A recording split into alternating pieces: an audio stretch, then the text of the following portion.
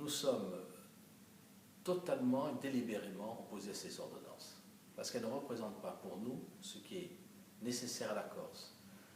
Nous avons accepté le principe, et depuis longtemps, dans notre famille politique, une collectivité nouvelle, dite unique, qui serait chargée de l'ensemble des politiques de la Corse, stratège pour la Corse.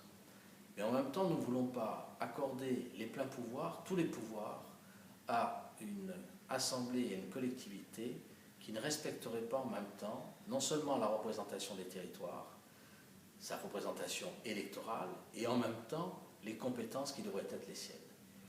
Nous sommes arrivés à une collectivité unique par la voie d'entrée, la porte d'entrée de la loi NOTRe, qui était la pire porte d'entrée, par un amendement à une loi, je dirais, de droit commun, qui ne pouvait pas porter les exigences au service de la Corse et de son organisation. Aujourd'hui, cette loi nous contraint, puisque seulement une loi pourrait nous permettre d'aller plus loin que ce qui est son périmètre. Le gouvernement, après avoir dit chiche à la famille nationaliste, nous entraîne à travers 2 ordonnances, sur une voie qui n'est pas propice au développement de la Corse. Il n'y a rien sur le plan de la fiscalité, sur le plan des ressources nouvelles, et on nous demande, je dirais, de digérer l'absorption des 2 conseils départementaux avec une organisation territoriale qui concentrera tous les pouvoirs, ne respectera pas les territoires. Nous voulons mieux et plus pour la Corse. Mieux et plus, c'est-à-dire une vraie décentralisation. Le mot autonomie ne nous fait pas peur, une autonomie financière et fiscale dans le cadre de la République.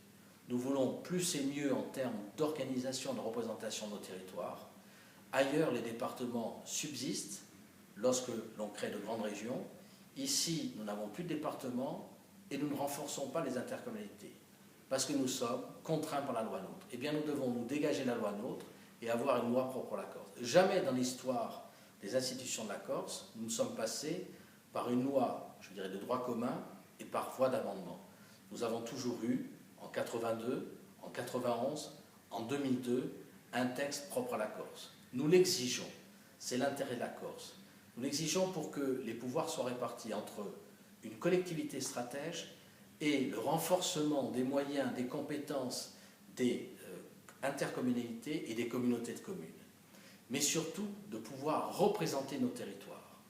Aujourd'hui, seule la CAPA d'Ajaccio, seule la CAP de Bastia serait en capacité de pouvoir organiser à travers des compétences, des moyens financiers et de pouvoir représenter la Corse. Pour nous, la Corse, c'est l'ensemble de ces territoires. Que ce soit l'extrême sud, que ce soit le centre, que ce soit l'ouest, que ce soit le Fiumor, la plaine orientale. Tous ces territoires doivent exister, être représentés, considérés. Donc il nous faut passer par un texte législatif porteur de cette ambition, de ces exigences. C'est ce à quoi l'exécutif actuel a renoncé. Il a renoncé sans rien obtenir. Et nous disons, nous sommes prêts à nous battre, comme nous avons pu être d'accord lorsqu'il va par pragmatisme vers des solutions dans l'intérêt de la Corse, ce que nous avons pu vivre hier sur le service maritime. Eh bien, nous le disons aujourd'hui, il n'est pas question pour nous d'assumer cela. Cette loi NOTRe est une loi précaire. Pourquoi? L'alternance va peut-être lui donner une fin de vie. Or, la Corse n'est portée que par ce texte. Eh bien, nous nous engageons au service de la Corse à, je dirais, produire dès l'alternance, et si c'est nous, à ce que le gouvernement soutienne au Parlement un texte propre à la Corse, qui reprendra l'ensemble de ses volets, l'organisation, la représentation des territoires et en même temps les mesures fiscales et financières indispensables à notre développement. C'est un engagement que nous avons pris, c'est un engagement que nous tiendrons. Aujourd'hui, nous sommes conformes au vote de 2014. Pour nous, le calendrier n'était pas un objectif.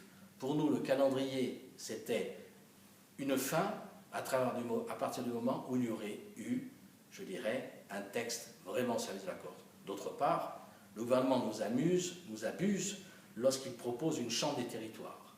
Son seul intérêt pour l'exécutif actuel, c'est qu'il soit basé à Bastia. Sinon, il n'y a rien, c'est creux. Il n'y a ni la personnalité morale, ni des compétences, ni des moyens financiers.